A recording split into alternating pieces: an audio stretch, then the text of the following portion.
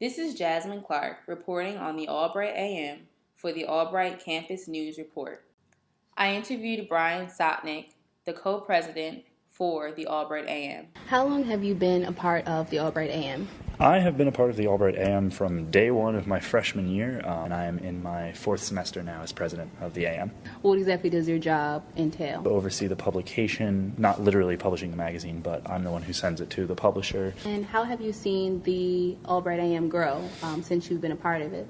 It's grown a lot over just this past year, actually. We've gone from just doing the magazine. We had our first ever fundraiser last semester with caricatures from various student artists. I think that it's become more of a bigger experience to be a part of it. We have our Facebook, so definitely like us on Facebook, Albright Arts Magazine, and we also run a blog now as well, albrightam.blogspot.com.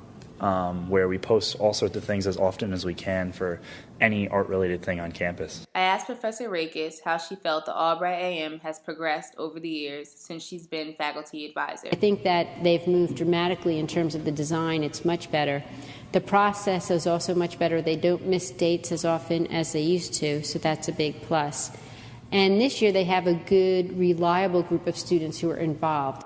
I asked Professor Rakes how she felt the Albright AM was a good resource for Albright students. I think that Albright AM is a great on-campus publication for a couple of reasons. First, we were in the top 25 art schools, and one of the reasons we're on there is because of the publication, because they do that rating by the number of clubs and organizations students get involved in that are related to art. I think it's important for anyone in communications to have a lot of different vehicles to produce or write in to prepare for the workforce. So now we have the Albrightian, we have Albright AM, we have Campus Radio News, so we have a lot of different places for students to practice their writing. I think it's an important part of any vibrant campus to have an active, engaged, student-run media to serve the community. It's a basic function of any community. I asked Professor Rakes what is something she finds interesting about the organization. One of the interesting things is that it's not all comm students who are involved with the publication. We have fashion students, we have psych students, we have English students. So it doesn't just draw from our major, it draws from other majors, and in that way also helps the community to integrate a little bit. And I think it's really nice to see what everyone else is doing. One year, the research course took Albright AM as their client, and they researched how students felt about the magazine, what kind of improvements they would like to see, and from that research, we changed the cover philosophy. So now you'll notice there's almost always a student who's recognizable on the cover, and that's something that came straight from the research. I asked Blanche Helbling, co-president of the Albright AM, what made her become a part of the organization and how she's seen it grow.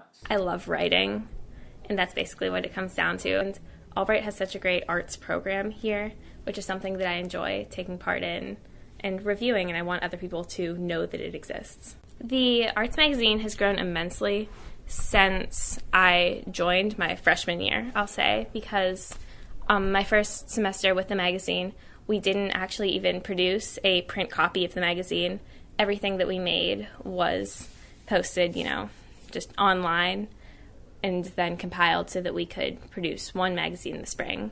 But this year, I'm proud to say that we had a fall edition and we will have a spring edition, so that's 2. And we've been working to step up our blog and our Facebook and our Twitter to make sure that we cover all bases of social media so everyone can have access